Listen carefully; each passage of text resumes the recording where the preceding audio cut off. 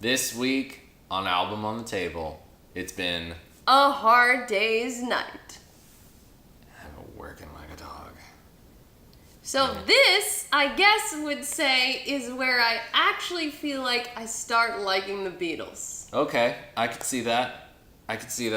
Number one reason, no covers. Yes, third Number album, one no reason. covers. It's like, it's not that I hate cover songs. It's not that, because I love music. I love songs. But it's the idea that, well, they can't write songs. They're not that good. No. People can write songs. People are that good. You might be that good. You might write amazing songs or draw amazing pictures. But why do you have to copy everybody? Why do people only think that if you copy people, you're good? That doesn't make any sense. Want a soapbox to stand on? I like originality and uniqueness. Yes, I agree. The other most amazing original thing about this album is that there's a movie. Yes, the movie is great. How original is that? They were the first ones to do this. An entire movie. Why doesn't anyone do that? Well, I mean, there were the Elvis movies. Okay, true. But they're all very similar. That's a good point. They basically all have the same plot. Okay. I love Elvis, but the movies all have the same plot. Okay. I've watched probably 15 or 20 of them. Okay. I see where you're going.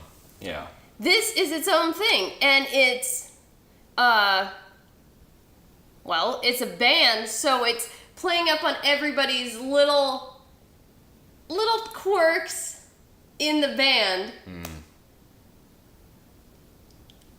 I know the Clovis Bridge open. That's my favorite. Because the Elvis movies are much more scripted, like more. It's kind of like Elvis is just playing a character. It's in like the movie. Elvis is John Wayne half the time. Ah. Does that make sense? Okay, and this is much more the Beatles are Being the character. the Beatles. Yeah, the Beatles are being the Beatles in a feature film. Yeah, so that's why it's a little different. But Elvis is definitely awesome doing that. Yeah. Like, nobody did this. And so they doing this original, the Beatles in the Beatles' Hard Day's Night was very cool. Yeah, totally. And this has got a lot of really good songs. If on I here. Fell. Yeah. Great song. Yes. I actually love And I Love Her. I was actually just going to say that one. It's got that really cool kind of, it's got percussion rather than a drum set, and George is playing like a nylon string guitar, and just his little like embellishments, like arpeggiating out the main strummed chords is really nice, and then he takes the guitar solo. It sounds really good. Can't Buy Me Love, another really good one.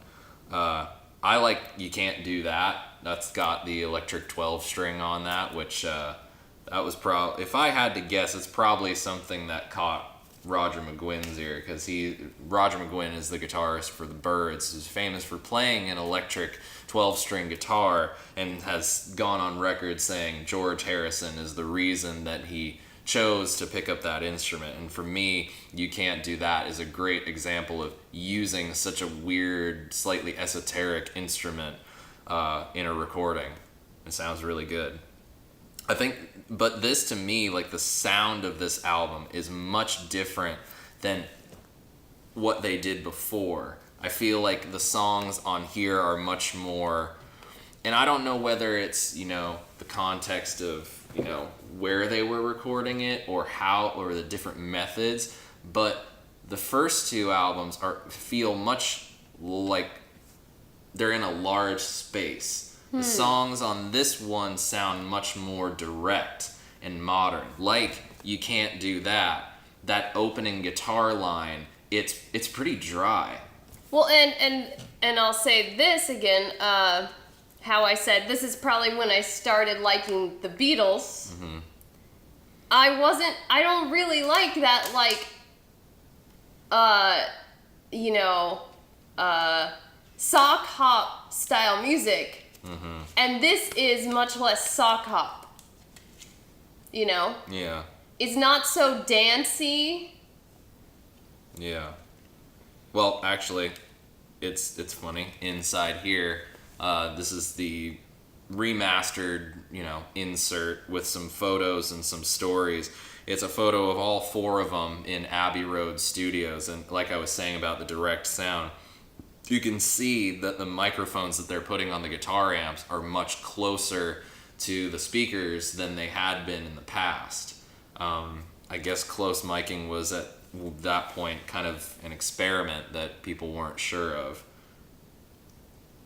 And that's another thing I can say about the Beatles. Over time, they're always experimenting with the studio. They're always morphing. Yeah, they're always experimenting with the studio environment. They're not just trying to make the same album twice. Exactly. Which is really, really fun to have a band that was around for... It's not just fun. To me, that's necessary. Oh, yeah. As an artist, you always want to grow and adapt and change, and it doesn't make sense to put out the same album twice. Well, and it's fun for the fans because you actually hear progression.